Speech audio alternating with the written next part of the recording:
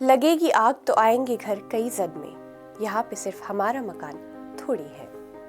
اپنی بے باک شاعری کے لیے مشہور راحت اندوری ایک ایسا نام جن کو بھلایا نہیں جا سکتا، اور آج شخصیت کے اس ایپیسوڈ میں ہم آپ کو ان کے ہی بارے میں بتانے جا رہے ہیں۔ آداب، میں ہوں آپ کے ساتھ امینہ ماجد اور آپ دیکھ رہے ہیں آواز تو وائس۔ زباں تو کھول، نظر تو ملا، جواب تو دے، میں کتنی بار لٹا ہوں، حساب تو دے۔ راحت اندوری شاعری کے ذریعے زندگی کی سچائی، سماج کا درد اس طریقے سے بیان کرتے تھے کہ ان کی باتیں دل کو چھو جاتی تھی اور بہت کچھ سوچنے پر مجبور کر دیتی تھی۔ ان کا پورا نام راحت قریشی تھا، جو 1 جنوری 1950 کو اندور میں پیدا ہوئے۔ انہوں نے 10 سال کی عمر میں ہی سائن پینٹنگ کا کام شروع کیا۔ راحت اندوری نے اپنے شروعاتی دنوں میں اندر کمار کالج اندور سے اردو لٹریچر کا ٹیچنگ میں کام شروع کیا۔ آگے چل کر انہوں نے مشاعروں پر دھیان دیا اور وہ صرف 19 سال کے تھے جب اپنے کالج کے دنوں میں اپنی پہلی شاعری انہوں نے سنائی تھی۔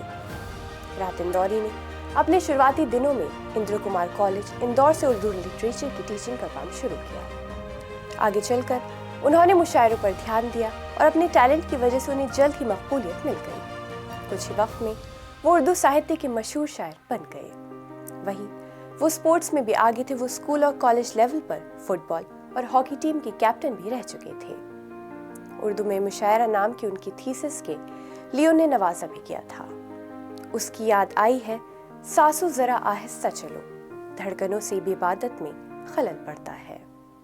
11 اگست 2020 کو انہوں نے اس دنیا کو الوداع کہہ دیا۔ وہ تو چلے گئے لیکن ان کے الفاظ آج بھی زندہ ہیں۔ راحت اندوری کوئی دور نہیں تھے جو گزر گئے، وہ ایک سوچ تھے جو ہر اس دل میں دھڑکتی ہے جہاں سوال کرنے کا ساہس زندہ ہے۔ انہوں نے شاعری کو سجاوٹ نہیں سچائی بنایا، لفظ کو ہتھیار نہیں آئینہ بنا دیا۔ آج بھی جب ڈر بولنے سے روکتا ہے، تب راحت اندوری کی شاعری حوصلہ بن کر سامنے آتی ہے۔ شاعر تو چلے گئے مگر شاعری آج بھی سوال پوچھ رہی ہے، اور یہی ان کی اصلی زندگی ہے۔